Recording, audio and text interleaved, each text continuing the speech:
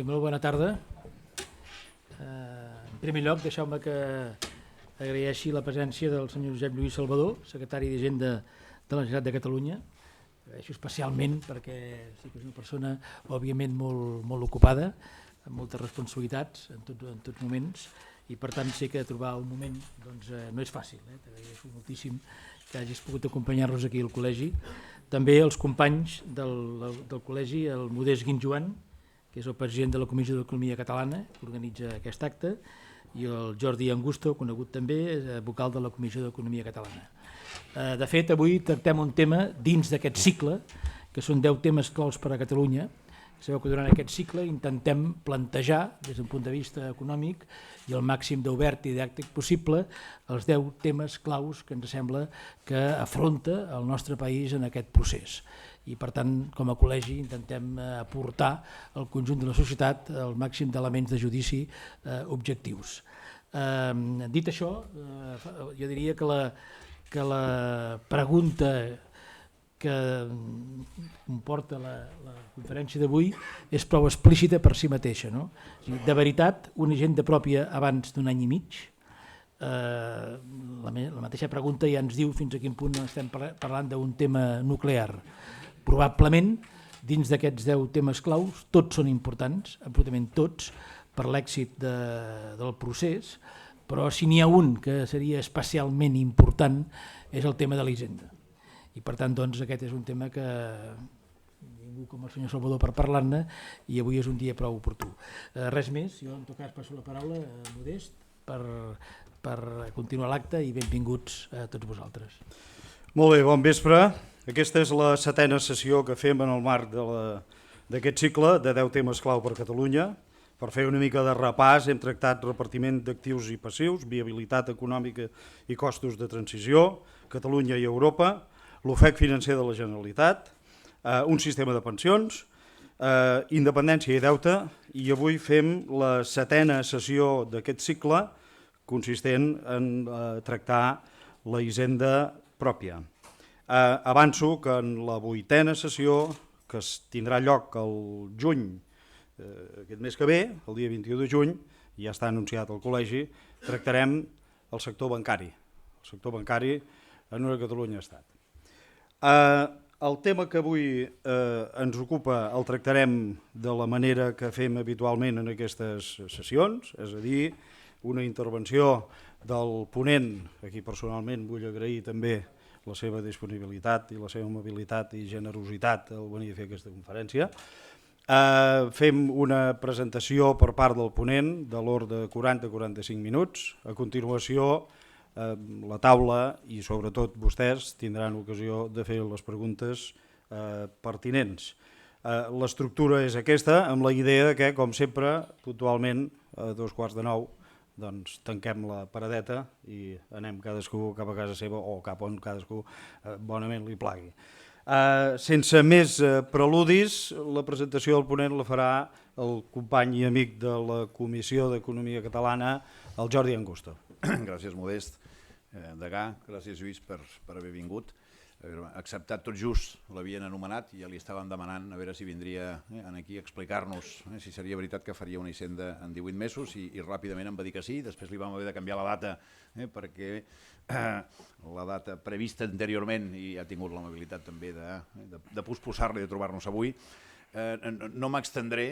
Primer, és un home jove, malgrat això té una bona biografia, però a mi m'interessava més, a banda de dir que és enginyer, al Col·legi d'Economistes també sou benvinguts els enginyers, és un home de les Terres de l'Ebre, que se les estima molt, que ha treballat molt a les Terres de l'Ebre i per les Terres de l'Ebre, que ha estat en l'empresa privada i ha estat també en el sector públic, ha estat molt en política, secretari d'Organització d'Esquerra Republicana de Catalunya. És en tant que això que vaig tenir l'ocasió de treballar plegat amb ell, no en el mateix partit, sinó des d'altres partits, i d'establir una bona amistat i una bona sintonia, que en partits diferents té el seu mèrit, i segur que és gràcies al seu mèrit. El Lluís és braquicàrdic, és com l'Indurain, el seu cor batega a poc, i ha sigut ciclista. Jo crec que això són dues coses que el marquen molt.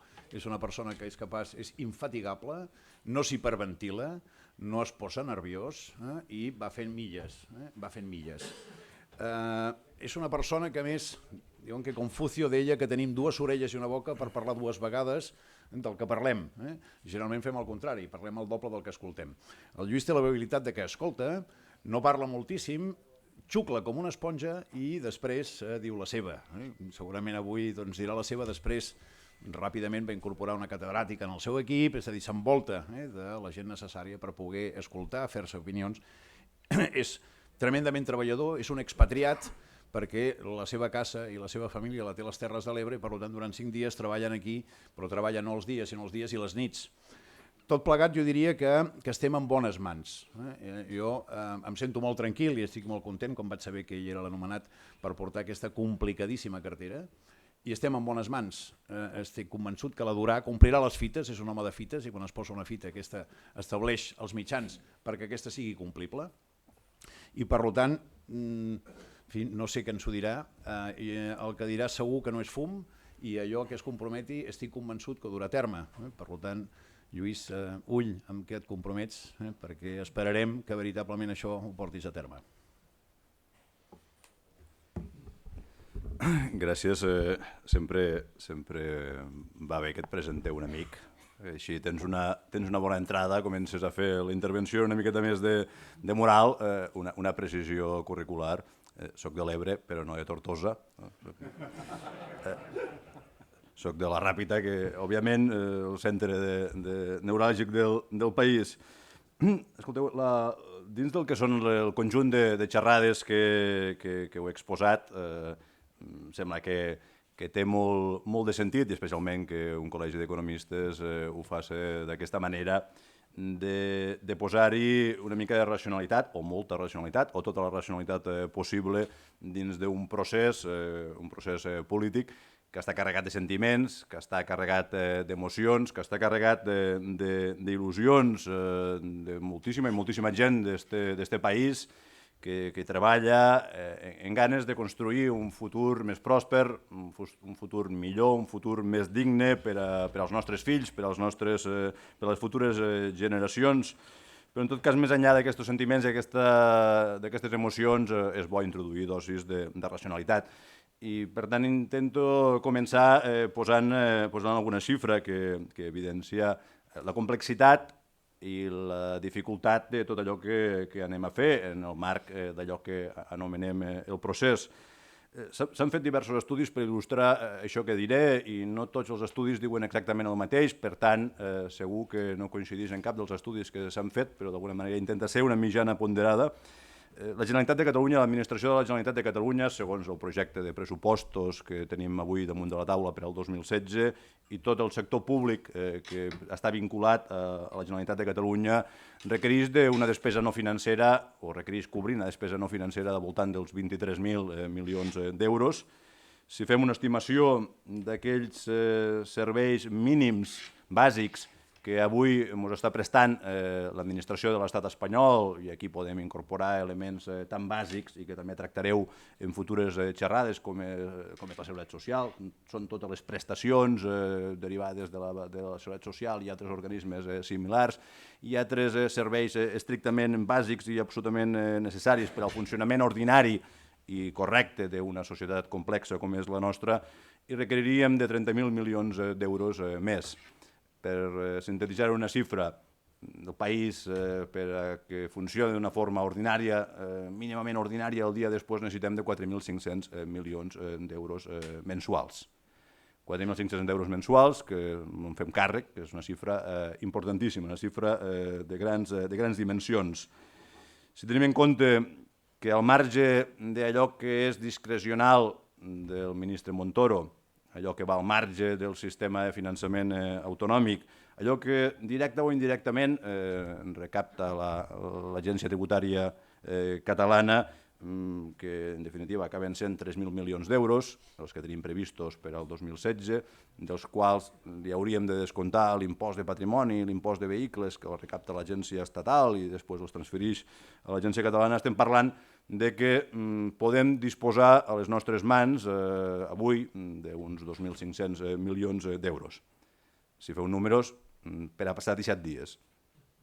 Per tant, ja en som conscients de la fragilitat i de la necessitat imperiosa que tenim com a govern de Catalunya, com a conjunt del país, de prioritzar per donar cobertura a aquestes necessitats econòmiques importantíssimes. I per donar la cobertura a aquestes necessitats econòmiques, qualsevol administració, qualsevol estat, té diversos mecanismes, pot anar a buscar, a cercar aquest finançament al sistema financer local, sistema financer internacional, pot emetre bons, pot emetre deuda, però de ben segur la via que necessitem explorar amb més rapidesa i amb més contundència és aquella que ens ha de permetre assumir, recaptar de forma més ràpida possible el que són els tributs que es paguen avui al nostre país. Per afrontar això, què necessitem? Una eina, una agència tributària en capacitat de poder afrontar la recaptació el més ràpidament possible dels 14.000 milions d'euros que en IRPF avui es paguen als catalans i les catalanes, els 14.000 milions d'euros que aproximadament se paguen en IVA al nostre país, els 4.500 milions d'euros que en termes globals se paguen en impost de societat o els 1.200-1.300 milions d'euros que es paguen en impostos especials. Tot això, fer-ho en 18 mesos, qualsevol que coneix una mica l'administració pública, lenta, en procediments complexos, en procediments i en moltes lleis, que especialment en un marc de restriccions econòmiques com l'actual imposa el funcionament ordinari d'una administració i especialment la voluntat de créixer d'una administració. Tots els que coneixeu una mica com funciona l'administració sou plenament conscients que és un repte complex. Per tant, el títol que no sé si l'ha posat en Jordi o l'ha posat alguna altra persona en prou visió del tema és plenament encertat perquè, òbviament, destaca la dificultat del projecte, la complexitat del projecte i que estem davant d'un repte de grans dimensions. Com bé ha anunciat Jordi, intentaré explicar coses que més o menys ens podem comprometre, o bastant ens podem comprometre, i explicarem coses que ens podem comprometre si disposem de recursos. De feina en posarem molta i, evidentment, algunes de les coses que plantejarem requeriran de recursos econòmics, requeriran de poder disposar de nous pressupostos, de noves partides econòmiques per a poder financiar, per a poder desenvolupar alguns dels projectes que tot seguit apuntarem. Per tant, posant ja d'entrada la vena abans de la ferida, algunes de les qüestions, evidentment, aniran vinculades i van vinculades, com no pot ser de cap altra manera, a la disposició dels recursos econòmics necessaris per a poder-ho impulsar. Intento centrar una mica ja el tema en l'àmbit de l'agenda, en l'àmbit de la recaptació d'impostos. I abans d'entrar-hi a parlar de l'agenda, voldria recuperar algunes reflexions més de caràcter teòric, més de caràcter conceptual, que també no és la primera vegada que es desenvolupen, però que em sembla que és bo i és imprescindible i és necessari que ho puguem posar també damunt de la taula. El que intentem fer en la construcció del nou país té dos grans reptes. Un és la limitació del temps per a poder construir aquestes estructures d'estat, però al mateix temps necessitem posar damunt de la taula projectes que generen il·lusió, projectes que generen engrescament per al conjunt del país, i no tan sols engrescament per a aquells que ja estem engrescats des que vam néixer, sinó engrescament en aquells que dubten. I, en definitiva, el que necessitem és convèncer i transmetre la percepció de que el que anem a fer no és canviar una bandera, no anem a canviar la bandera espanyola per la bandera catalana, sinó que anem a fer és construir un país molt millor, un país molt més digne, una administració també millor, també més eficient, també més propera. Per tant, necessitem fer alhora al mateix temps fer aquests dos reptes i donar resposta a aquestes dues necessitats. Començo per la més difícil. Com fem allò que volem fer, engrescador i il·lusionant. I en la matèria de tributs, en la matèria d'impostos, en la matèria de la construcció del conjunt d'administracions tributàries que necessitarem desenvolupar durant els propers mesos i anys, hi ha una reflexió de profunditat. Com aconseguim canviar la cultura tributària dels contribuents del nostre país. I canviar la cultura, aquells que heu treballat i heu dirigit organitzacions, no sou plenament conscients que és el més complicat que hi ha, és el més lent que hi ha. Canviar la cultura d'una organització, d'un país, d'un conjunt de ciutadans és complex, no és lent, és llarg. I per a canviar aquesta cultura, per aconseguir que el fet de pagar impostos no sigui un fet contracultural, no sigui un fet pràcticament estrany, aquí requereix de molta feina. Alguns han teoritzat, i han teoritzat en molt d'encert, que el que necessitem fer és una agència tributària més propera, més amable, més participativa, que se senti el contribuent més identificat amb el projecte i amb l'eina de recaptació dels tributs, i evidentment és un projecte molt, molt important. Altres posen l'accent amb el fet de que necessitem molts més inspectors que els que avui tenim, molts més inspectors que el que avui té l'agència estatal per poder ser més efectius amb el frau. I segurament és necessari fer les dues coses. Però a mi m'agrada, i des d'una visió més política, començar-hi per dalt. I l'experiència que hem anat acumulant i que em sembla que segurament compartiu, el canvi de les cultures a les organitzacions es comença per dalt. I el primer que necessitem és canviar la cultura al govern. I necessitem que el govern sigui el primer en donar exemple d'una bona gestió, el primer en donar exemple al compliment de les obligacions tributàries, i segurament seria molt, molt, molt estrany que a un estat on els imputats i els condemnats per corrupció política, en definitiva, per mala gestió dels impostos que paguem el conjunt dels contribuents, sigui un estat que acabi convencent el conjunt de ciutadans, el conjunt d'empresaris, el conjunt d'autònoms que en moltes i moltes ocasions tenen dificultats per arribar a final de mes. És molt complicat de convèncer-los que és necessari que portin a terme d'una forma satisfactòria el compliment de les seues contribucions quan els de dalt no estan donant l'exemple que toca. I quan tenim un ministre d'Economia, o quan l'estat espanyol ha tingut un ministre d'Economia imputat i condemnat per multitud de casos de corrupció, de blanqueig de capital, de frau fiscal, evidentment aquest no és el missatge que necessita una societat per a poder canviar la seva cultura. Per tant, i em sembla que aquí és important posar en primera instància el primer canvi l'ha de fer el govern. L'hem de fer el govern, donant exemple, fent les coses com cal, sent absolutament escrupulosos. I és una feina dels governs, dels governants, d'aquells que ens dediquem a la política, i evidentment també és una feina molt important dels ciutadans. També és responsabilitat dels ciutadans. Jo, com comentàvem abans, soc de 15 quilòmetres del Sénia. I durant dècades, massa dècades, he pogut i he tingut molta relació amb el Maestrat, amb els meus pobles veïns. I, com segurament molts de vosaltres, veiem en un cert esverament com eleccions rere eleccions els ciutadans continuaven renovant la confiança en un govern que estava absolutament ple, en un Parlament del País Valencià que estava ple de diputats imputats per casos de corrupció.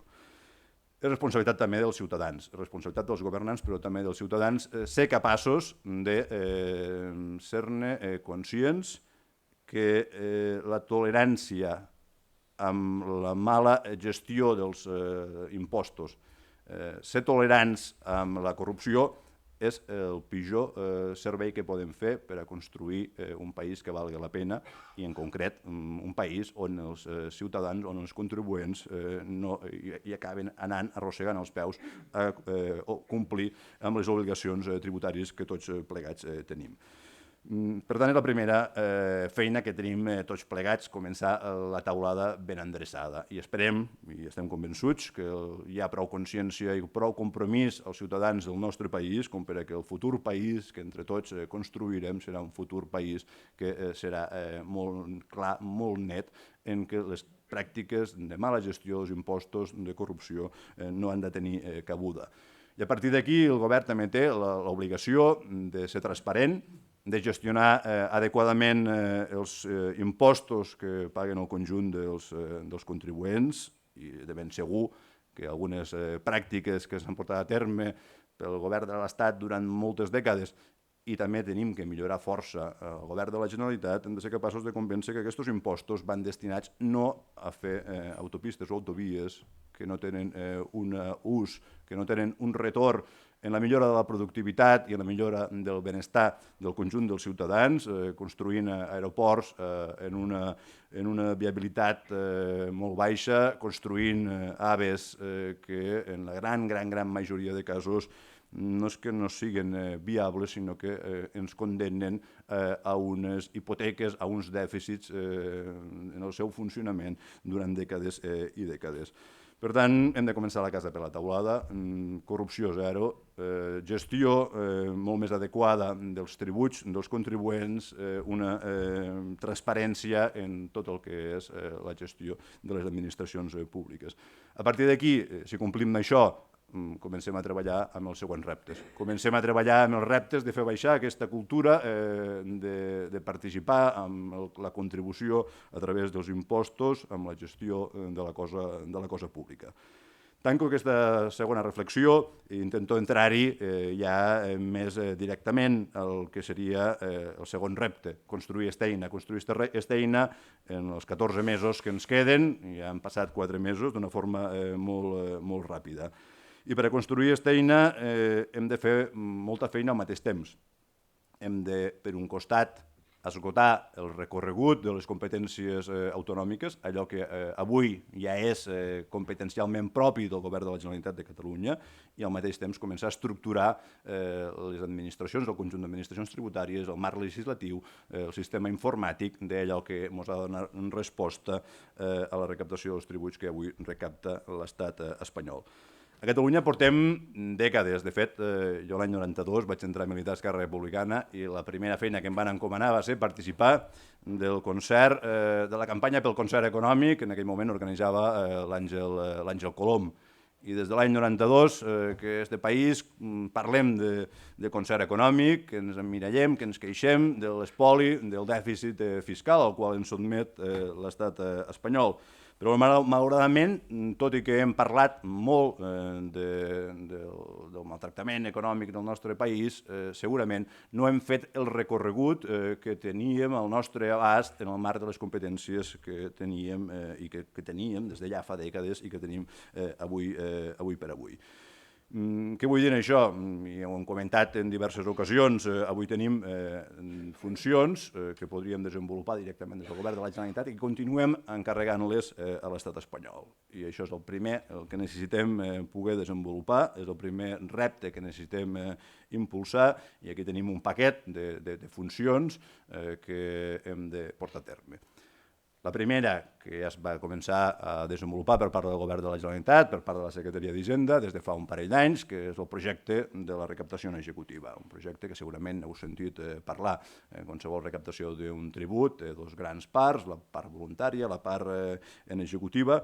L'eina de l'executiva és absolutament fonamental per transmetre que ets una administració tributària en capacitat d'arribar fins al final. En cas de que un contribuent no porti a terme de forma voluntària les seues obligacions, tu hi podràs actuar-hi com a administració, i suposo que tots comprendreu i tots convindreu amb mi que no podem afrontar el procés de desconnexió continuant subcontractant a l'estat espanyol la feina de l'executiva. I això no ho podem fer-ho amb els 2.500 milions d'euros que recaptem directe o indirectament des de l'Agència Tributària en aquests moments, però molt menys ho podem fer-ho quan afrontem la recaptació dels grans tributs de l'Estat. Interioritzar, desenvolupar la feina de la recaptació en executiva, els procediments, la formació del personal, la incorporació del propi personal, el desenvolupament dels sistemes informàtics, no és una feina de pocs mesos, més aviat és una feina de molts i molts mesos. Es porta treballant dins l'Agència Tributària des de fa uns quants anys amb el desenvolupament del projecte. S'està intentant accelerar el procés amb l'objectiu que dins del que seria el primer semestre del 2017 puguem tenir ja desenvolupades tot el coneixement, les diverses fases d'un procediment d'executiva, des de l'embargament de comptes, l'embargament de nòmines, l'embargament de béns, per a que el contribuent del nostre país tingui la sensació que l'Agència Tributària Catalana té la capacitat de poder arribar fins al final en el cobrament dels tributs. Per impulsar aquest projecte requereix d'incorporar, i ja s'està començant des de fa un any, incorporar nous efectius, nou personal. Necessitem incorporar entre 100 i 150 persones noves dins del que és l'agència tributària. S'està treballant també en col·laboració amb les diputacions del nostre país per poder desenvolupar col·lectivament el projecte, perquè no només ens hem de desconnectar la Generalitat, ens desconnectem el conjunt d'administracions tributàries del nostre país i avui encara hi ha molts d'ajuntaments que no estan dins dels paraigües de les diputacions i que encarreguen directament a l'agència estatal la implementació de l'executiva i per tant necessitem que entre les administracions catalanes siguessin capaces de poder donar-nos servei mútuament per a que no haguem de dependre de l'administració de l'Estat en una funció que és absolutament estratègica per a la recaptació d'un tribut. La segona gran funció que podem desenvolupar és la de la liquidació dels impostos. És un àmbit on el govern de Catalunya, com la majoria de comunitats autònomes, històricament han vingut subcontractant els registradors de la propietat, el que és conegut com les oficines liquidadores.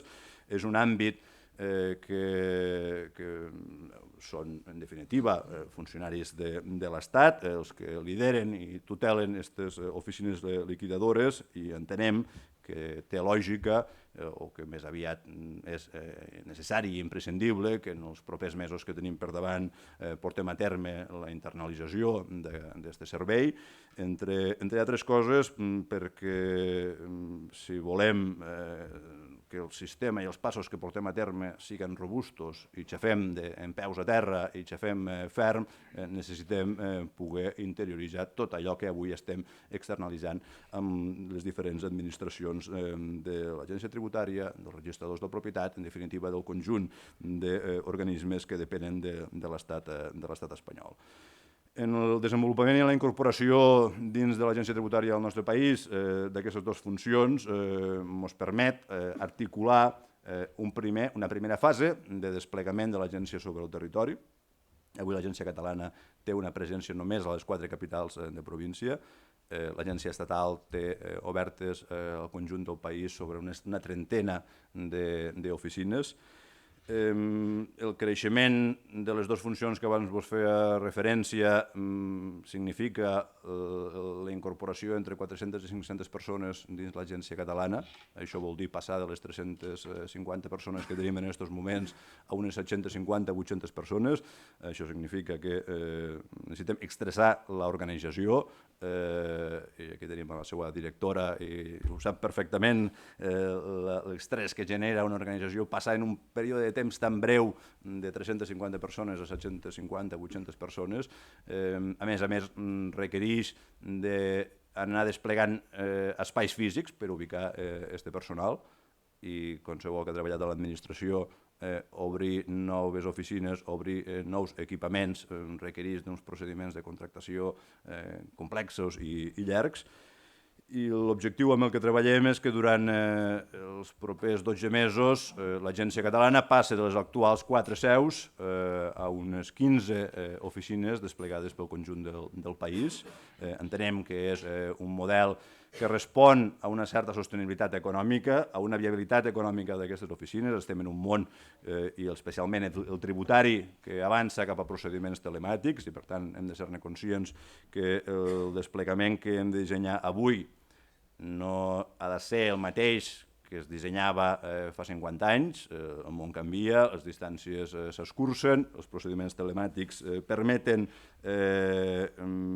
reduir el que és l'atenció de caràcter presencial i per tant el model que plantegem en els propers 12 mesos com una primera fase de desplegament física de l'agència per albergar tot el personal que necessitem incorporar durant els propers mesos ens donaria un dibuix de cobertura d'una part molt important del nostre país i per tant l'agència tributària catalana ja de forma immediata guanya proximitat, guanya una millor atenció al contribuent, si això sempre és fonamental, encara ho és més en un procés de les característiques que estem tirant endavant, que en cap cas el contribuent, el ciutadà, ha de tenir la percepció de que perd qualitat de servei quan canviem la bandera de l'administració.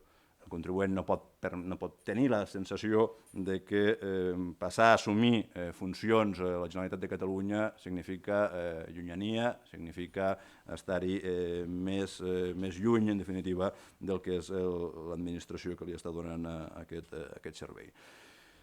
Amb tot això, amb el desplegament d'aquestes funcions, que avui ja són competència, i fa 10 anys i fa 20 anys ja eren competència de la Generalitat de Catalunya, el que ens permet és posar-nos al nivell d'altres comunitats autònomes que han fet aquesta feina anteriorment. Ens permet posar-nos al nivell de Canàries, d'altres comunitats autònomes, moltes d'elles ja han desenvolupat l'executiva, 7 o 8 en el conjunt de l'estat espanyol, més poquetes han desenvolupat, algunes en èxit, altres en poc èxit, la interiorització de les oficines liquidadores, i ens permet, en resum, passar de les 350 persones a unes 750-800 persones dins l'agència tributària, de les 4 seus que tenim en aquests moments a una quinzena, i ens permet, a més, fer una aposta important per les estructures directives de l'agència, redimensionar l'equip directiu, ens permet donar-li més musculatura i poder també destinar-hi més recursos per als desenvolupaments informàtics, per a la formació, per a aconseguir que l'agència pròpia del nostre país passi a jugar a una primera divisió dins del que seria el conjunt de les administracions tributàries de les comunitats autònomes.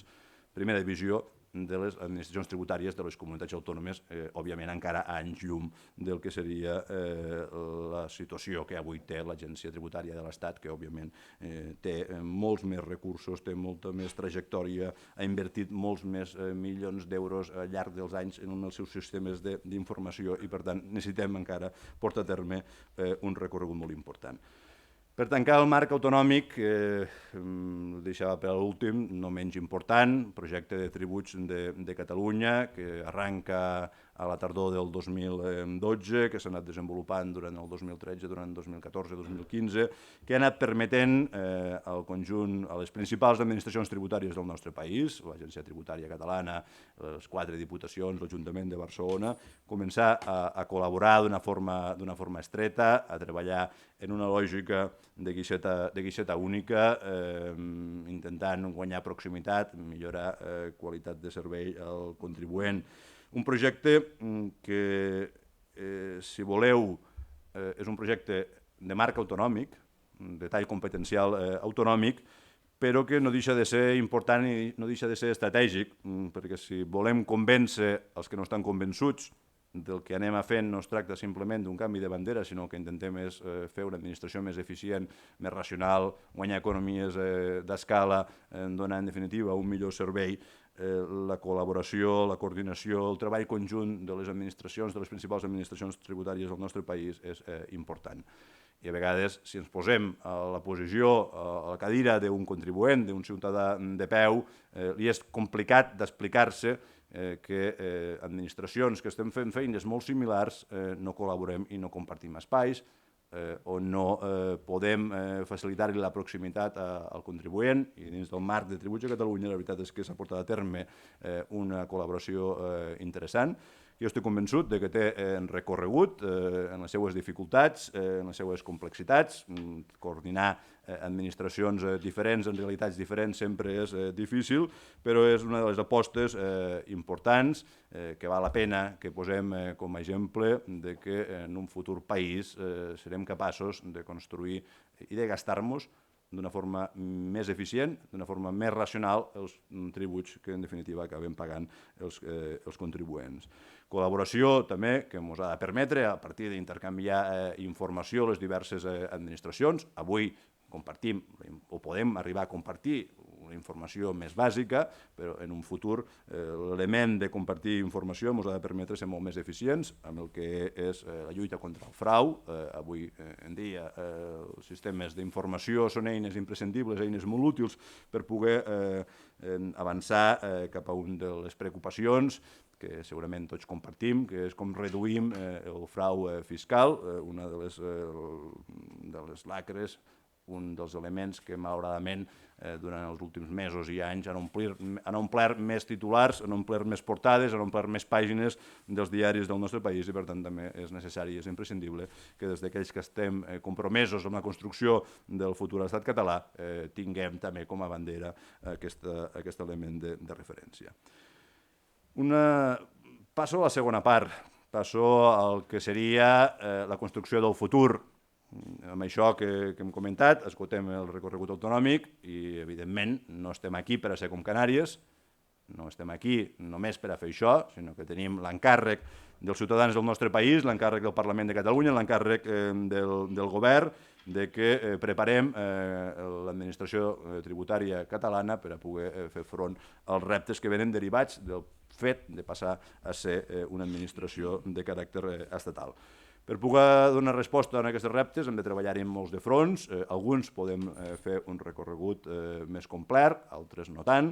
El primer que s'està treballant i que segurament és el que ha tingut més notorietat mediàtica durant els últims mesos és la ponència conjunta a nivell del Parlament de Catalunya, en el qual s'han de desplegar els tres paquets de lleis estructurals del que és el que anomenem el procés de transició, el procés constituent, i, òbviament, un dels tres pilars d'aquest procés constituent és l'articulació del paquet legislatiu que ha de donar resposta a aquesta preparació que necessitem com a país per afrontar els reptes de ser un estat. Dins del que és el desplegament legislatiu tenim i donem un suport tècnic i un suport en el que és el desenvolupament legislatiu al conjunt de parlamentaris que estan impulsant i que estan portant a terme aquesta ponència conjunta. Del treball conjunt s'ha articulat el projecte en forma de codi tributari, una proposta, un format que ja ve derivat dels informes del Consell Assessor per la Transició Nacional, un codi tributari que permet o que pretén articular d'una forma molt més ordenada tot el conjunt de matèries legislatives que han d'articular i que han de definir tant el que són les administracions com el que són els impostos i la seva regulació. S'articula, i la proposta que queda damunt de la taula, és desenvolupar 4 grans lleis, les 2 primeres adreçades a les administracions tributàries i la tercera i la quarta adreçades a la definició del règim fiscal. Dins del que és les 2 primeres lleis, el que es pretén és impulsar la definició del que ha de ser l'arquitectura de l'administració tributària. Continuem desenvolupant allò que ja es va portar a terme en el seu moment, o aquells dibuixos inicials que va posar damunt de la taula el Consell Assessor per a la Transició Nacional i que posteriorment va aprofundir durant els últims anys en Joan Iglesias, i el que estem és adequant aquelles propostes inicials al calendari que tenim. Òbviament, els estudis teòrics, quan és l'hora d'aplicar-los en 18 mesos i preparar-los en 18 mesos, i hem de fer-hi una segona bullida per adaptar-los perquè siguin viables i que siguin aplicables en el curt termini. Hi ha una primera proposta, que és una proposta jo ho considero com a estrella perquè marca el tarannà que se li vol donar i que se li ha volgut donar des dels inicis del disseny de la futura administració tributària del nostre país, que és el Consell Fiscal, un òrgan que ha de tenir un caràcter independent, que ha de tenir un caràcter de fiscalització, de seguiment, d'anàlisis del que és l'evolució tributària del conjunt de les administracions tributàries del nostre país. També ha de ser un òrgan de participació dels diversos agents i actors, dels intermediaris fiscals del nostre país, un col·lectiu nombrosíssim a Catalunya i a qualsevol país evolucionat, i a més un col·lectiu fonamental en la presa de decisions en matèria tributària i, per tant, és necessari poder articular elements de proximitat amb aquest col·lectiu, amb un col·lectiu d'intermediaris fiscals. Una eina que introduirem amb el primer llibre d'aquest codi tributari, i el fet de posar-lo en el primer llibre ja marca que volem que sigui l'element inspirador de tot el conjunt d'administracions i el desenvolupament que volem donar-hi a posteriori. Dins del Consell Fiscal s'ha d'articular també l'oficina del contribuent i, en definitiva, aconseguir a través del diàleg, a través de la participació, a través d'un debat previ, aconseguir articular un sistema fiscal al nostre país que reduïsca la seva litigiositat, que guanyi proximitat, que guanyi compromís per part de tots els actors imprescindibles i els intermediaris fiscals, tot i ser persones professionals de l'àmbit privat, també han de sentir-se compromesos i han de sentir-se partíceps i se'ls va donar l'oportunitat de formar part d'un element central d'un sistema fiscal com el que plantegem. Per altre costat, més enllà de l'articulació de l'agència tributària, que òbviament ha de plantejar i ha de guanyar una dimensió molt diferent de la que té en aquests moments.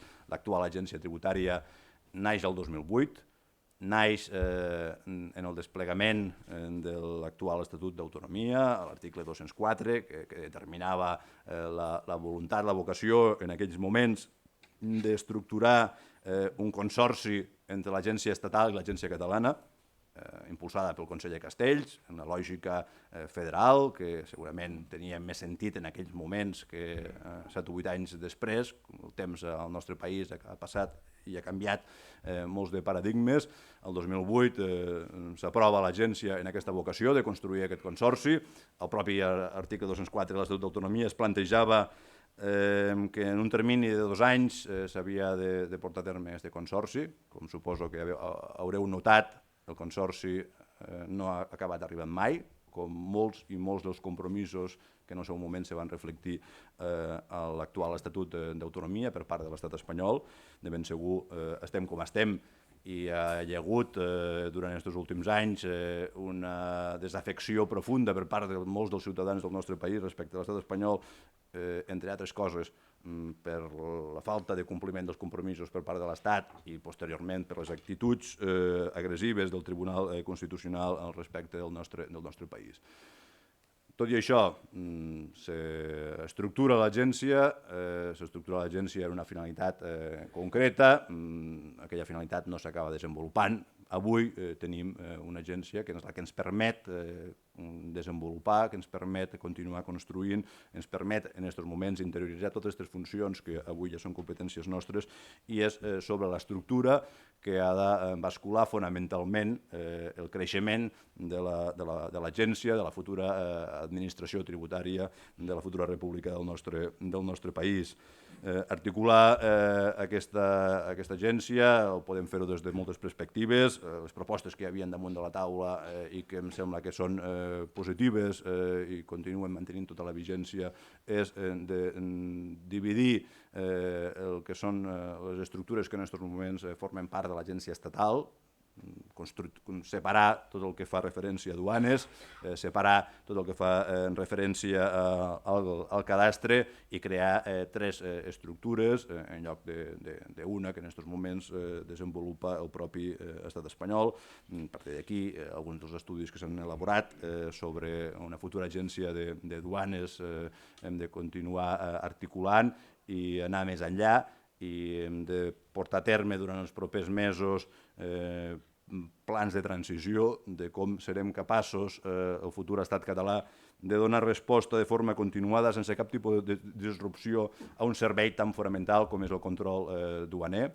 Duanes no és només un sistema fiscal, porta interioritzat molts altres elements, vigilància policial, control sanitari, control de les inspeccions sobre els productes que s'incorporen, però en definitiva l'element troncal acaba sent en aquests moments l'agència tributària de l'estat espanyol, el plantejament amb el que s'està treballant des de fa anys dins de l'àmbit del govern de Catalunya i molt especialment la Secretaria d'Hisenda, és crear una agència específica que intenta donar resposta en aquesta voluntat de fer una administració més eficient, més integrada, on tot el personal molt pluridisciplinar que actua a una duana ho puguem tenir tot internalitzat dins d'una única agenda, dins d'una única agència en la qual guanyem flexibilitat, guanyem coordinació i donem una major resposta a les necessitats d'uns actors fonamentals per a un país com el nostre, com són les importacions i les exportacions. Som un país en una economia absolutament oberta,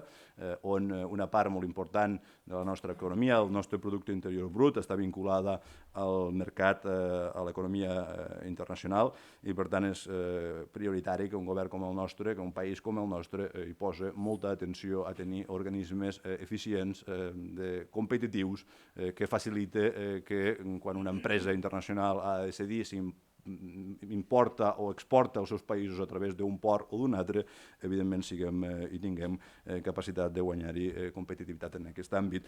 I més enllà d'aquesta reflexió estratègica de futur, és obvi que podem estar 15 dies sense recaptar impostos, però no podem estar ni un dia sense tenir les duanes operatives. I per tant és un àmbit en el qual durant els propers mesos hi hem de focalitzar, tenir un pla de transició molt ben dissenyat, molt ben articulat, perquè hi transmetem confiança no només als ciutadans del nostre país, sinó que transmetem confiança a la comunitat internacional, que suposo que, com convindreu amb mi, és un actor absolutament fonamental per al bon èxit i per a que tot el procés que portem impulsant des de fa anys acabi arribant a bon port.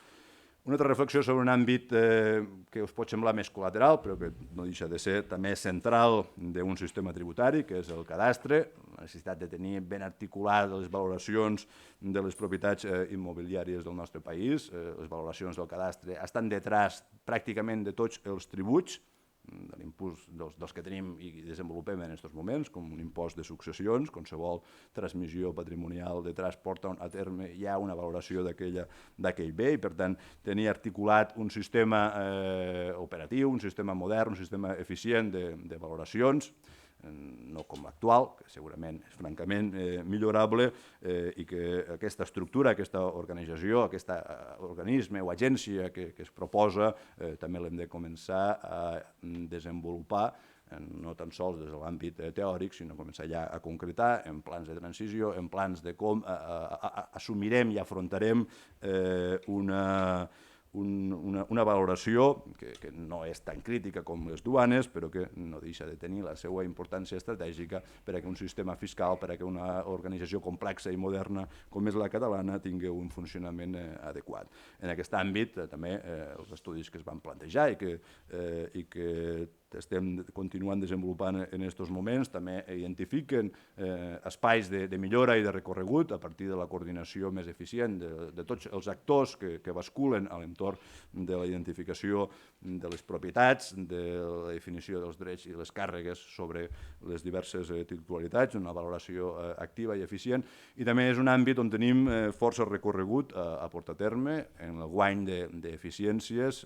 Malauradament, quan portem a terme valoracions sobre les propietats, sovint tenim la sensació que fem valoracions, 3 o 4 valoracions des de diverses perspectives, el cadastre fa la seua, les oficines liquidadores fan la seua, la pròpia administració tributària tornem a fer la nostra revisió, i per tant és un àmbit on també a partir d'una bona coordinació tenim segurament força recorregut per guanyar-hi eficiències en un sistema que no només té repercussions damunt de l'àmbit tributari, sinó que també té repercussions molt importants sobre el que és la definició de les propietats, i com suposo que convindreu, també és un àmbit essencial per a la modernització d'una administració, per a transmetre confiança als contribuents i per a transmetre confiança als ciutadans.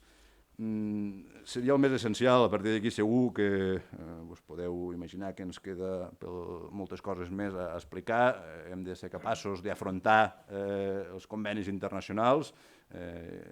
Qualsevol nou estat té damunt de la taula la necessitat d'afrontar i definir les relacions bilaterals amb la resta d'estats del món, i aquí l'estat espanyol en aquests moments té articulats infinitat de convenis, alguns d'ells de caràcter tributari, i el nostre país també durant els propers mesos ha de desenvolupar el coneixement, la capacitat de poder tenir experts dins de l'administració tributària o tenir-los identificats per a poder afrontar reptes d'aquestes característiques que ens permetin transmetre seguretat, confiança, insistixo, a la comunitat internacional és un actor fonamental en tot aquest procés.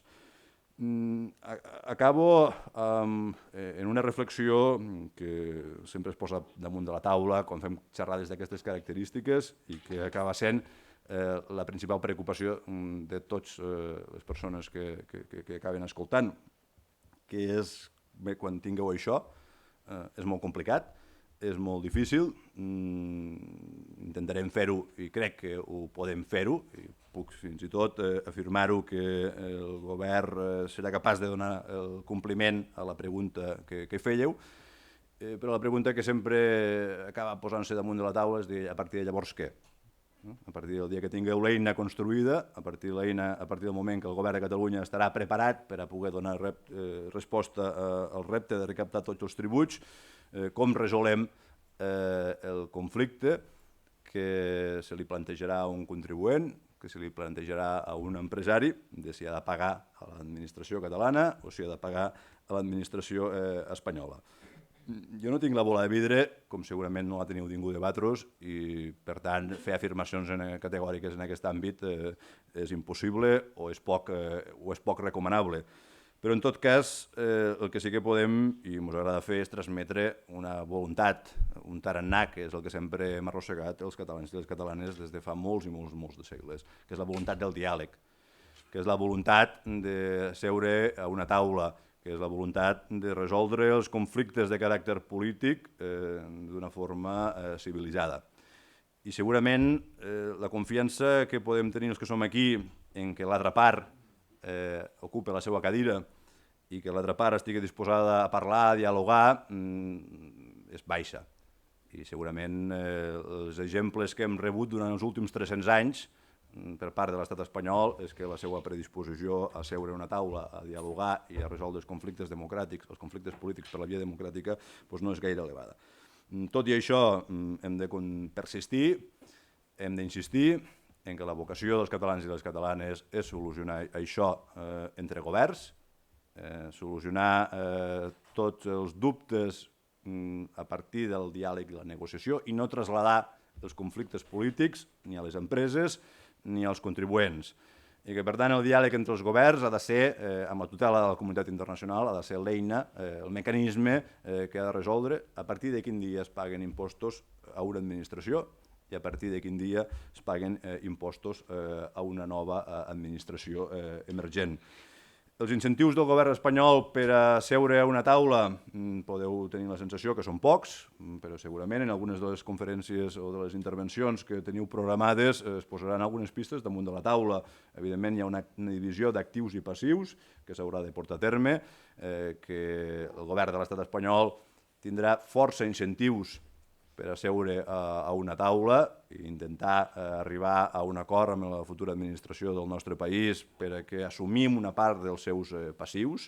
Per molta poca predisposició al diàleg i a seure a una taula amb la futura República Catalana que pugui tenir l'estat espanyol, que segurament que és molt poca la seva predisposició, les xifres són molt elevades. Avui el deute de l'estat espanyol ja supera el 100% del seu producte interior brut, el bilió de milions d'euros, per tant estem parlant de xifres molt i molt grans, que encara que parlem un 10%, com ha teoritzat en Jordi Angusto amb els seus estudis, que en definitiva ho pot explicar molt millor ell, però acaba reflectint el que són els actius que l'estat espanyol ha desenvolupat a Catalunya, o encara que parlem el 16% del que al final seria el percentatge o la proporció del que és la població de Catalunya dins del conjunt de l'estat espanyol, parlem de 100.000 milions o parlem de 150.000 milions, en definitiva estem parlant de xifres enormes que tots tenim la sensació que l'estat espanyol no es pot permetre el luxe de no negociar. Per tant, encara que la història ens demostra el contrari, segurament l'estat espanyol tindrà prou al·ligients com per a seure a una taula i com per a poder finalment arribar a acords que minimitzen els possibles problemes que en aquests moments una part dels nostres ciutadans, una part dels nostres contribuents poden visualitzar en un futur de successió de la legalitat vigent de l'estat espanyol a la futura legalitat de l'estat català. En tot cas, si no és així, millor que ho expliquéssim així. perquè l'objectiu de tots plegats és de tranquil·litzar a la ciutadania, és de tranquil·litzar els contribuents, és de tranquil·litzar a les empreses del nostre país, i la millor forma que podem fer és transmetre confiança, transmetre que el govern de Catalunya s'ha preparat, s'està preparant des de fa molts d'anys en què el procés de successió d'un estat per un altre tindrà les mínimes disrupcions possibles. És important que transmetem aquesta confiança, és important que també expliquem en deteniment que som el primer estat emergent que ha tingut l'oportunitat de planificar les coses, de preparar-les en calma, de pensar-les, de repensar-les. Som el primer estat emergent que disposem ja i desenvolupem des de fa molts d'anys les competències sobre els pilars fonamentals d'una societat, que és la seguretat, que és l'atenció social, que és l'educació, que és el sistema sanitari, elements que la majoria d'estats, que són tots que han fet el recorregut que en aquests moments estem fent, malauradament, la majoria d'estats no tenien aquest privilegi de ja tenir dins de la pròpia administració emergents el desenvolupament d'aquestes competències que són fonamentals per al funcionament del dia a dia de qualsevol societat moderna. Poder portar els fills al metge, poder portar els xiquets a l'escola, poder tenir la seguretat pública ben coberta, les universitats funcionant. Som el primer estat, el nou estat d'Europa, el nou estat del món que té el privilegi de poder afrontar un procés de transició que en aquests moments ens pot semblar molt i molt complex, però que de ben segur ho fem i ho afrontem en unes molt millors condicions que tots els altres estats que han fet el recorregut que estem fent en aquests moments. Per tant, entre tots, tranquil·litzem, transmetem confiança, transmetem seguretat, i el que anem a fer ho farem, però que sobretot ho farem bé i ho farem sense cap tipus de disrupció. Moltes gràcies.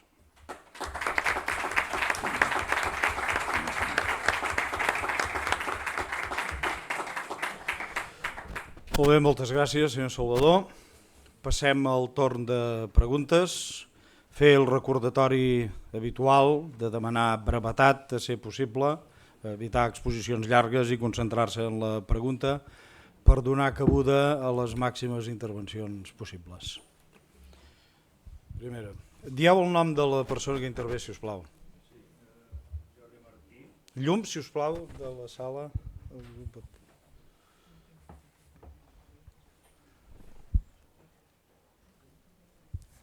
Davant, davant. La veritat és que a mi no m'ha quedat gens clar com farem aquest pas, no? A mi no m'ha quedat clar encara com farem aquest pas, no? Perquè tot sembla que sigui confiar en la voluntat i tal, no? Perquè, per exemple, no es diu, com el cas que passava al Canadà amb el Quebec, on es podien recolzar en el moment de fer això. Tenien empreses, tenien entitats financeres, que clar, això dona una tranquil·litat, no? Perquè per aguantar el moment de la disrupció saps que tens aquest coixí. Aquí no sé si és el cas amb entitats nostres, d'aquí a casa com és la Caixa, el Banc de Sabadell, o empreses potents, no sé si és aquest cas, perquè això és el que et dona una confiança i un coixí a poder-te recolzar, no? I una cosa que a mi em seria interessant, vostè que ara està dins i coneix tot com funciona aquest gran digestor que és l'administració pública, i vostè parlava del tema de la corrupció, aviam, quina estructura de govern faria vostè col·locat de la banda del ciutadà per impedir que es consumin disbarats com per exemple des de l'aeroport d'Alguaire, el tema de l'eix transversal, el tema de l'Hispaner i tants de disbarats que s'han fet, plantes de purins que està abandonat, la línia 9, el canal Urgell-Garrigues, l'Eurovegas que per poc es fa, en fi, vostè que coneix això de dins, el ciutadà, quina estructura d'estat hi hauria d'haver per poder impedir aquests disbarats? No sé, ara jo penso per exemple en Suïssa o així, que poder seria un model. Com també li voldria preguntar en quin model s'ha inspirat internacional de bona gestió, eficiència i excel·lència en quant a l'Hisenda. Perquè clar, si no sembla sempre que nosaltres tot el món estigui pendent de com ho farem, perquè el problema que té tot el món es pensen que nosaltres li solucionem. No, si nosaltres som el cul del món, llavors podem agafar models i millorar-los. I això mai es diu. Ja va passar, me'n recordo, amb l'IVA, també tots els problemes eren d'aquí i estaven resolts arreu i acabem descobrint el Mediterrani. M'agradaria també aquest aspecte. Molt bé, gràcies.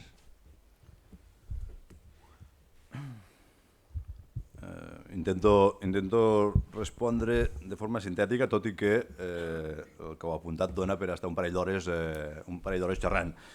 Començo per la part final.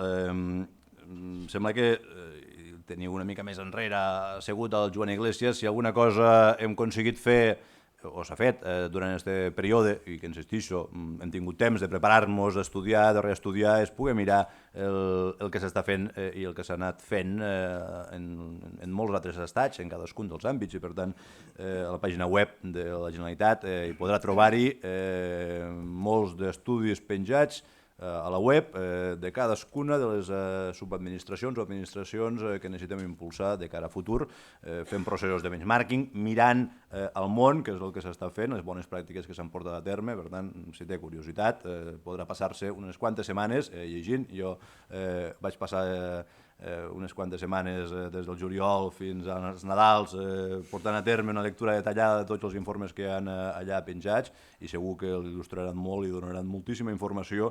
I em sembla que, insistixo, som uns privilegiats. Ningú ha pogut fer el que estem fent al nostre país, no en tinc cap dubte que s'ha fet i que es continuarà fent, perquè este país és un país ambiciós i no ens hi posem per poc, i si ens hi posem per a fer-ho molt millor. Que per altra banda no costa gaire fer-ho molt millor que el que s'ha portat a terme. Us he posat uns quants exemples sobre disparats, no li discutiré cas per cas, no hi estic d'acord en la gran majoria, en alguns sí. Podem posar l'exemple, quan diem l'exemple sovint és perquè només n'hi ha un, el cas del Guaire, d'acord? No es va fer adequadament, i espero que no hi hagi massa gent de Lleida aquí a la sala, perquè la percepció que hi ha a la zona de Ponent és que és una infraestructura que va posar col·lectivament el conjunt dels empresaris moltíssima il·lusió, moltíssima. En el moment estava delegat del govern a les Terres de l'Ebre i tenia molta relació amb la gent de Lleida per proximitat cultural, i l'entusiasme que hi havia entre el conjunt dels empresaris de Lleida amb el projecte era elevadíssim. Recordo fins i tot el Germà Bel, és del poble veí i amics de tota la vida, algun dia anant a Guaire a Lleida a dir, hòstia, posant dubtes sobre la viabilitat econòmica de la inversió, i bueno, una mica més linxen el pobre Germà. Per tant, al final no es tracta tampoc només de l'administració. Sovint, moltes de les inversions que es porten a terme són reclamacions, reivindicacions de la societat. Jo estic al Departament d'Economia i una de les nostres funcions, hi ha 3 companys, directors generals del departament, intenten, i estem absolutament convençuts, i així és la nostra funció, de que detrás de cada inversió hi hagi un estudi de retorn, no només de retorn econòmic, també de retorn social, però que les administracions modernes, les administracions avançades, hi aporten aquesta visió, aquesta anàlisi, i una de les funcions importants, últimament a la baixa, perquè no hi ha inversions, però en el moment que tornin a haver inversions, una de les funcions fonamentals del Departament d'Economia és introduir aquesta visió crítica de la viabilitat, de la necessitat de si aquella inversió és la que cal portar a terme o no cal portar a terme. Exemples com la línia 9. La línia 9 podem posar en dubte si s'ha fet de la millor manera, si la concessió que s'ha portat a terme és la més adequada o no, però tampoc no hi trobo massa ningú que digui que millorar i ampliar el sistema de transport metropolità de l'àrea urbana de Barcelona no sigui una necessitat imperiosa. Em sembla que, òbviament,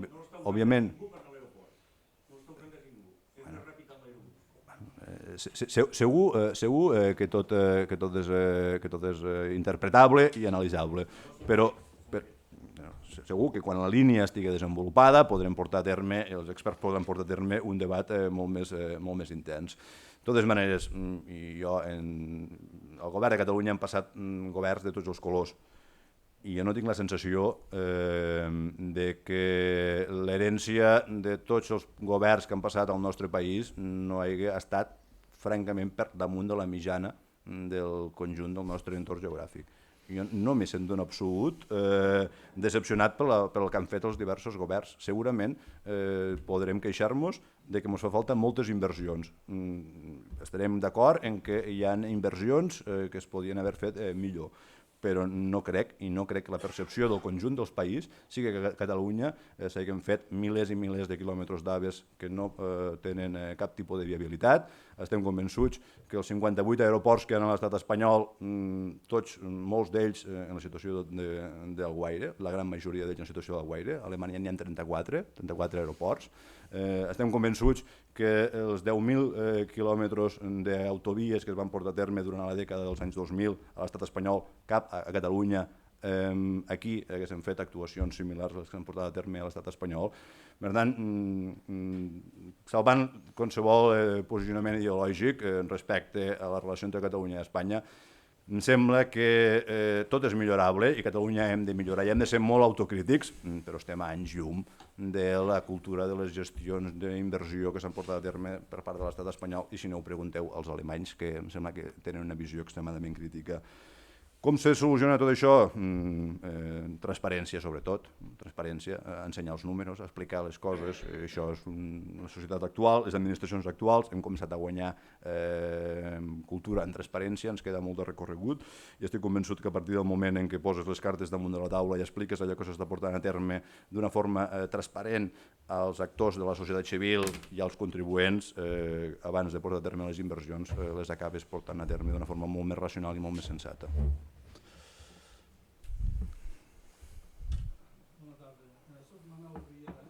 Intentaré centrar els temes d'una forma concisa i clara per poder entendre i simplificar. Miri, en primer lloc, la meva impressió és que aquí estem parlant dels boscos i dels arbres. Hem parlat fonamentalment dels arbres, però el que és més important és el bosc en si. Llavors, jo em fa l'efecte que està molt bé parlar, diguéssim, del que són els arbres, del que farem, etc., però me'n voldria anar a casa aquesta nit i dormir tranquil amb aquest aspecte. I llavors hi ha coses que només vostè probablement ens pugui dir, com per exemple que jo crec que seria molt oportú que hi pogués haver, per entendre'ns, li diré el símil, un govern a la sombra, de forma que amb un plaç de 24-48 hores se poguessin treure una sèrie de normes, decrets clars per mirar, jo entenc, la continuïtat dels empresaris i dels ingressos, assegurar els ingressos de la Generalitat en un cas no tan hipotètic com sigui una declaració d'independència que sembla ser que la tenim bastant immediata. Per tant, crec que els temes se tindrien que dividir en dues parts. Primer, Si pot abreujar, si us plau. perdó? Si pot anar una mica més ràpid. Sí. I concentrar la pregunta, si us plau. Sí, doncs si realment s'ha pensat que en un plaç molt breu, diguéssim, se puguin anar a entendre que la majoria de la gent puguin complir, seguint complir en les seues obligacions fiscals. Perquè si no és així, tot el projecte podria tontrollar. Moltes gràcies. Se va començar per aquí, començar posant el repte damunt de la taula. Els primers 2 minuts he posat molt d'èmfasis és que necessitem donar resposta a uns quants milers de milions d'euros durant els primers mesos i que per a donar resposta a això tenim les cartes molt concretes. Un és aconseguir finançament internacional, evidentment suposo que entendreu que és un element que ocupa i que preocupa al govern des de fa molt de temps i que en cap cas és un tema per a parlar en públic.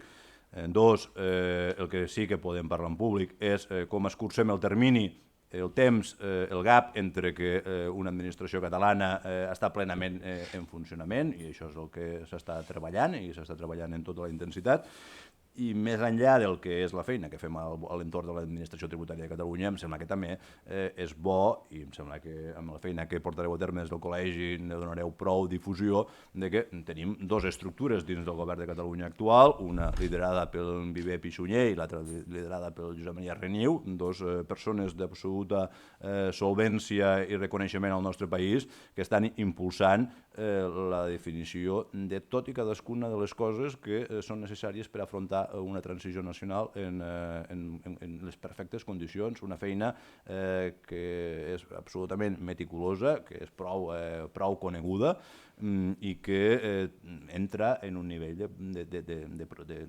determinació, de profunditat en tots i cadascuna de les coses que necessitarem per afrontar els reptes del futur. Un treball intens que està tots els departaments del govern de la Generalitat de Catalunya treballant d'una forma molt intensa en aquest objectiu. Insistixo, el que s'està portant a terme per part del govern de Catalunya en aquests moments i ja porta mesos treballant i tenim encara molta feina per fer, ens ha de donar una tranquil·litat a tots de que les coses se faran de la millor manera possible i invertint-hi tots els recursos sense escatimar esforços ni feina. Aquí, sisplau.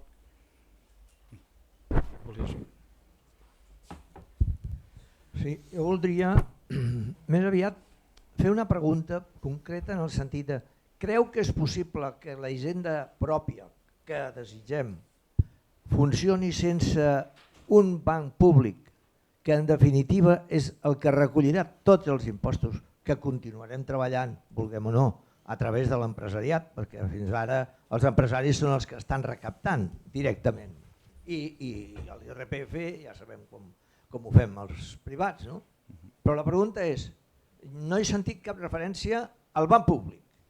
Aleshores, sense un banc públic continuarem fent ingressos al Banc d'Espanya, que és en definitiva el que rep ara tot el tema? Crec que això és una qüestió molt clau. A veure, d'estructures d'estat podríem fer una llarga relació d'estructures d'estat que són necessàries per afrontar el procés de transició. Evidentment, el banc públic no forma part de l'element nuclear de la hisenda pròpia, és un element imprescindible, òbviament, però tampoc no era avui l'objecte de fer un anàlisi profund de tots. Entre altres coses, hi ha altres companys dins del Departament d'Economia que ho estan treballant, que tenen un coneixement i una expertesa molt superior a la que jo puc tenir. Però en tot cas, s'està treballant, hi ha un equip de gent que està desenvolupant a partir de l'ICF el seu desenvolupament i, evidentment, el dia de desconnexió no tindrem un banc públic acabat i fet, però sí que tindrem les eines necessàries per a poder donar resposta al procés de desconnexió. Això, tranquil·litat, que ja estarà allò que és imprescindible per a poder afrontar el procés de transició. Següent pregunta. Bueno, primer de tot, demanaria disculpes per la simplicitat de la pregunta, però és que per mi és quasi... El nom, sisplau. Josep Reiner. Demanaria disculpes per la simplicitat de la pregunta, però és quasi inevitable i l'heu tocat, jo penso que una mica tangencialment, parlant de la voluntat negociadora i tal. Però per mi la qüestió clau és possible construir una hisenda pròpia d'un estat propi d'una forma no pactada? I la segona derivada seria, es donen les condicions? A veure, dins del volum de feina que necessitem portar a terme hi ha una part molt important que es pot desenvolupar dins del marc competencial actual i que, per tant, podem implementar-ho fins a l'últim detall, i aquí ho he detallat en prou extensió i que permet passar d'una agència que en termes comparatius podem considerar com a petita i poder-la transformar en una agència mitjana, i això significa que tens una base sobre la que construir el següent pis en molt més bones condicions. I, evidentment, hi ha una part de tot el que necessitem fer que està fora del marc competencial actual, i és obvi que amb l'actitud o amb la precisió que el Tribunal Constitucional actua, hem de ser molt curosos de no pegar-nos un tret al genoll i abans de començar a córrer ja anar coixos.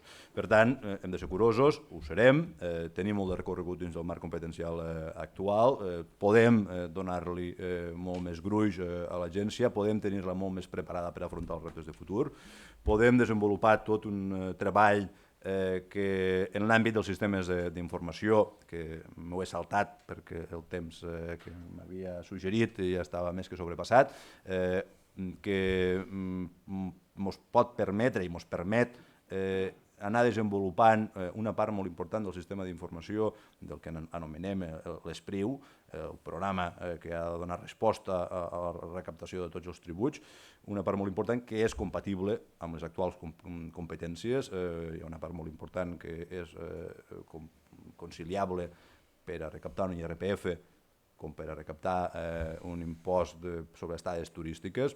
Per tant, en aquest sentit, podem fer molta feina, podem avançar moltíssim. No podrem arribar fins al final, òbviament, hi haurà una línia en roja que haurem de parar el nostre treball, el nostre desenvolupament, però que en tot cas treballem a la confiança de tot allò que és imprescindible per a tenir en funcionament. El dia que es porti a terme la desconnexió ho tindrem articulat. No ho tindrem tot fet, no tindrem tot i cadascun dels elements que necessita la futura agència catalana i el futur conjunt d'administracions tributàries del nostre país, no ho tindrem tot desenvolupat. Això és obvi. Però el que sí que es treballa, l'objectiu és que per al dia que es porti a terme la desconnexió tindrem allò que és imprescindible per a portar a terme la desconnexió. I al cap d'un any o al cap de 6 mesos haurem tingut el temps dins d'un altre marc legal, dins d'un marc legal que, per sort, el concepte inconstitucional caurà en picat. Ara sembla que tot és inconstitucional al nostre país, tot allò que ens fa il·lusió, que tenim ganes de fer, tot és inconstitucional. Necessitem i volem fer front als problemes de la pobresa energètica i és inconstitucional, volem fer front a les demandes de la gent del nostre país i és inconstitucional. Per tant, quan passem fulla i quan obrim una nova legalitat, evidentment podrem acabar de portar a terme d'una forma molt més ràpida i molt més accelerada tot el que seria la segona part del desenvolupament de l'agenda. En tot cas, insistixo, en el moment de la desconnexió es treballa amb l'objectiu que estigui implementat allò imprescindible i que posteriorment tindrem un temps de recorregut per acabar de perfeccionar-ho. Complexe, òbviament, la pregunta és simple i profunda. És complexe? Moltíssim. Que es pot fer, confiem en que sí, i en principi entenem que podem comprometre'ns en que donarem resposta als requeriments del Govern de Catalunya i del Parlament de Catalunya. No, allà al darrere.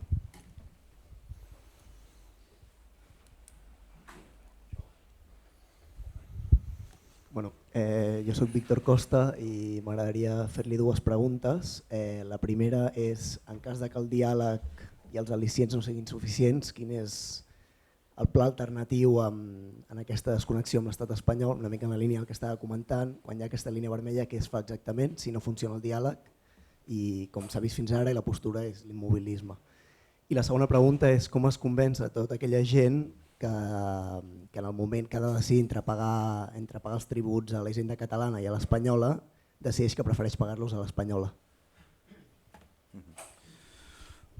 D'entrada és la pregunta complexa. Ja he intentat abans anticipar una mica la resposta per desincentivar que la torneu a aprofundir en la qüestió segurament més complexa de totes les que tenim damunt de la taula. La resposta a la democràcia és més democràcia i la resposta a la falta de diàleg és més insistència amb el diàleg.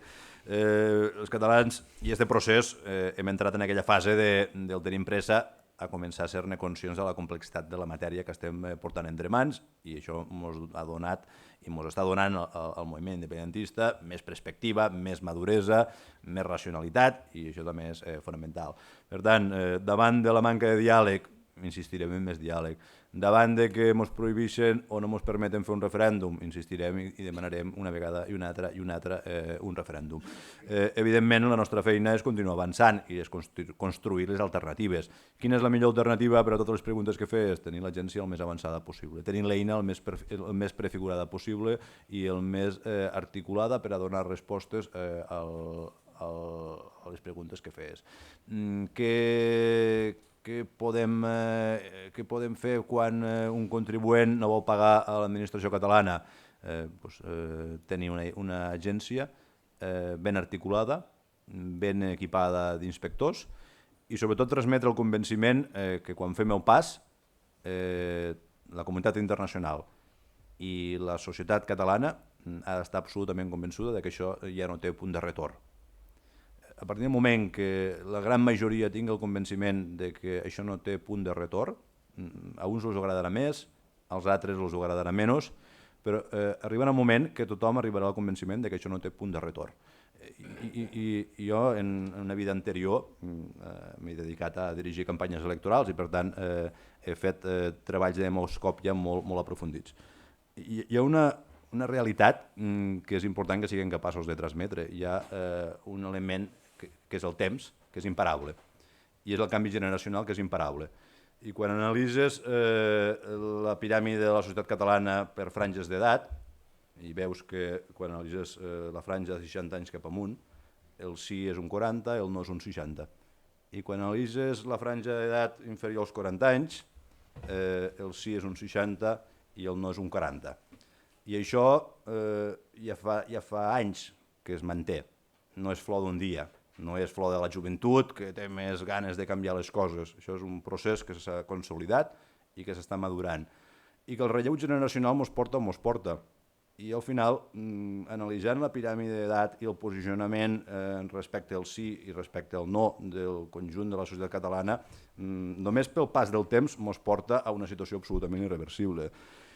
I això, tard o d'hora, acabarà convencent a la gran majoria dels ciutadans del nostre país, els del sí i els del no. A partir del moment que una gran majoria entengui que això no té punt de no retorn, arribarà a aquella situació que estarà absolutament convençut que al cap de 2 anys l'inspector d'Hisenda que anirà a revisar si ha complert adequadament les seues obligacions o no, vindrà de la Generalitat i no vindrà de l'agència estatal. Quan els empresaris, que són molt pragmàtics i són gent de molt de seny, estiguen convençuts que l'inspector, que al cap de 2 anys, 2-3 anys, anirà a fer la inspecció, vindrà de la Generalitat, els empresaris tindran molt clar on tenen que anar a pagar.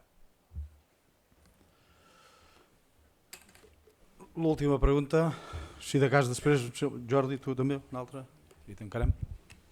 Hola, jo sóc l'Àlex Font. M'agradaria preguntar, quan hi hagi aquesta línia roja, s'arribarà al punt en què, pel que he entès, caldrà finançament internacional. No sé si contempla la possibilitat de que en aquest procés de transició no hi hagi una hisenda permanentment. Ha dit podríem estar 15 dies sense recaptar, a lo millor. Caldrà en algun punt aquest finançament internacional per garantir que el procés i la transició es faci bé? Jo he dit que tenim diverses eines. Diverses eines per a financiar allò que necessitem financiar i tenim, o tindrem, a partir del moment que tinguem un estat, que tinguem un banc central, un banc propi, disposarem de les mateixes eines que tenen la resta d'estats. I les eines que tenen la resta d'estats és poder accedir al finançament internacional, poder emetre bons, poder emetre deute i podem accelerar la recaptació dels impostos. És un ventall d'eines que tenim a la nostra disposició, que tindrem a la nostra disposició, que evidentment el més intel·ligent és tenir-les articulades totes i en funció de la conjuntura en la que ens trobem puguem tirar mà d'una eina o tirar mà d'una altra. Òbviament no hi renunciarem a cap de les eines que tenen els estats, per això portem anys batallant per a poder ser un estat, perquè estem convençuts que els estats tenen les millors eines per a fer front i per donar resposta a les necessitats dels seus ciutadans. Per tant, en aquest sentit, no és qüestió de posar el titular, anirem a buscar finançament internacional, sinó que el titular és tindrem totes les eines damunt de la taula i el govern que en aquell moment lidere el procés, espero que sigui l'actual, pugui disposar de l'eina més adequada. Jordi? A veure, jo en primer lloc felicitant el Lluís, jo crec que ha estat a l'alçada del que us he dit, que estem en bones mans. Jo, Lluís, em faig el següent resum, que en tot cas pots dir sí o no, verificar o no verificar. És a dir, per les raons que siguin, que ara no entra al cas, una de les estructures autonòmiques que el nostre país tenia no plenament desenvolupades i menys desenvolupades fins i tot que altres comunitats autònomes era precisament la Hisenda. I el que ens dius, el que ens has dit és que en aquest termini, la pregunta que fèiem és sí, en aquest termini tindrem plenament desenvolupada l'estructura Hisenda pròpia al límit que li permeten les actuals competències autonòmiques. I per tant que això, fins i tot, si la desconnexió trigués el que trigués, això seria una Hisenda pròpia plenament vigent amb les competències, no serien diners ni tirats per cap motiu, sinó allò que necessitem per fer funcionar fins i tot el nostre país amb el marc actual. I alhora, amb aquesta estructura, estaríem preparats per poder fer la desconnexió i ampliar a la resta de tributs que en aquest moment no podem fer quan això s'esdevingui de la manera que s'esdevingui, però que són entenc que dos àmbits que podem separar. Si la pregunta és així, el resum és així? Sí, crec que has fet un bon resum i intento no entrar-hi en matisacions perquè ja comença a ser hora, però en tot cas jo crec que és un resum prou adequat. Sí. Bé, doncs, si el degà vol fer el tancament de l'acte, li agrairem. No, vaja, el tancament és també agrair-te l'exposició, que és un tema aquest que òbviament donarà de sí, hi ha preguntes, però jo simplement em referiria a el que acaba de dir el Jordi ara, que bé, hi ha un element bàsic que hem de tenir, que és la confiança, en que això es tirarà endavant bé. I per tant, des d'aquest punt de vista, res més que repetir-ho. Estem disposats a tenir la confiança que això es farà bé. Per tant, aquí acabem i tindrem ocasió d'anar comentant més claus per al futur. Moltes gràcies.